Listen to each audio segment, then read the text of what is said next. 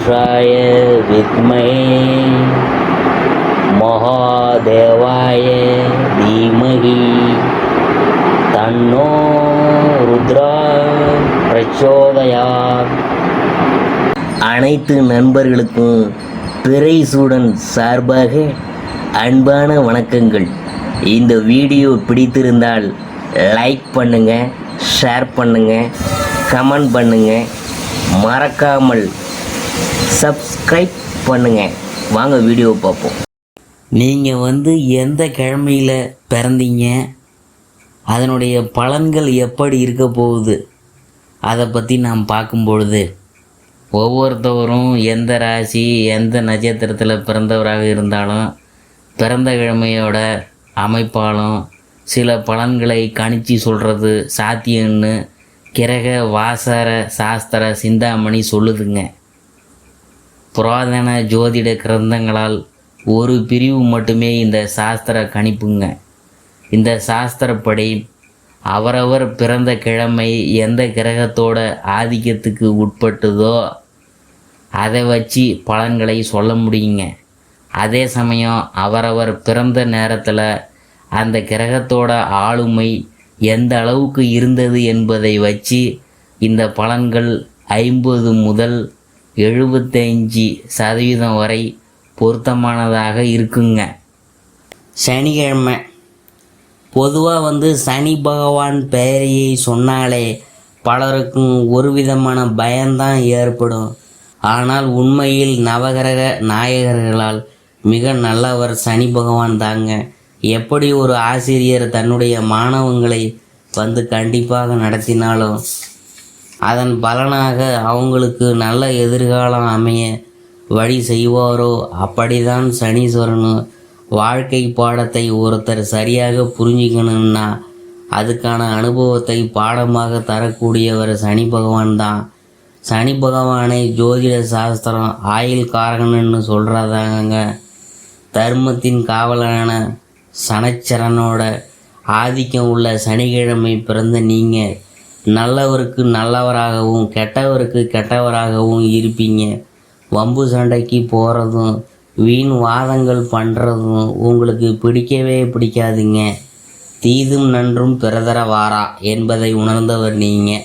எத்தகைய கடுமையான பணியாக இருந்தாலும் தன்னம்பிக்கையோடு விடாமுயற்சியோடு செய்து முடிக்கக்கூடியவங்க நீங்கள்.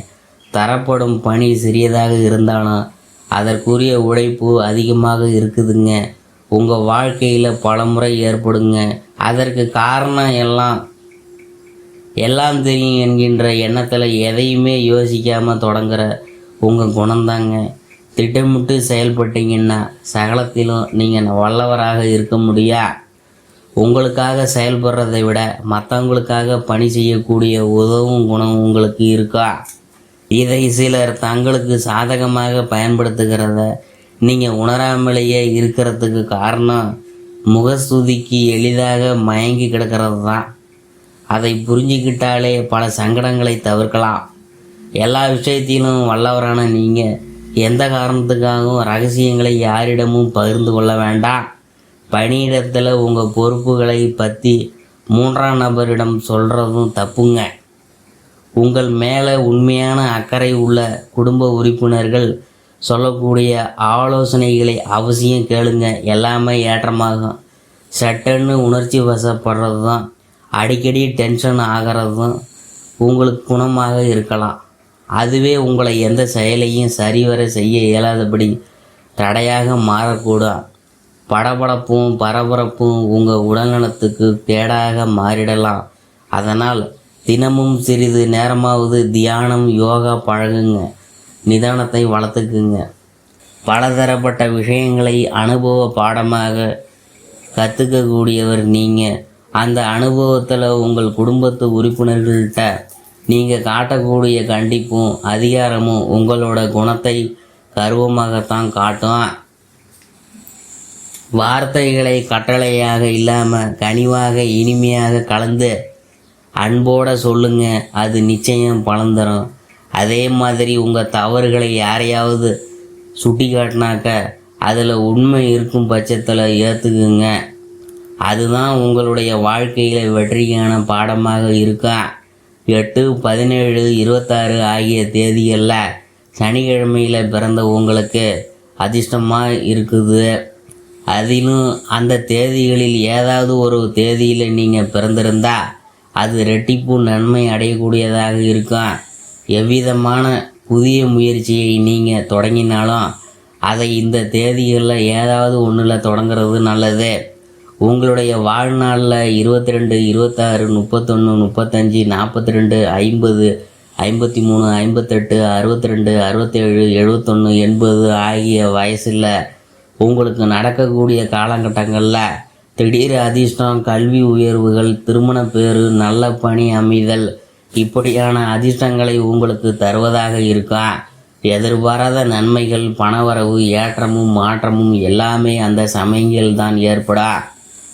சனிக்கிழமையில் அதிகாலையிலேயே எழுந்து நீராடி விட்டு காலை 6 முதல் 7 மணிக்குள்ள விநாயகர் படத்துக்கு முன்னால் நெய் தீபம் ஏற்றி வச்சு வணங்குறது நல்லது.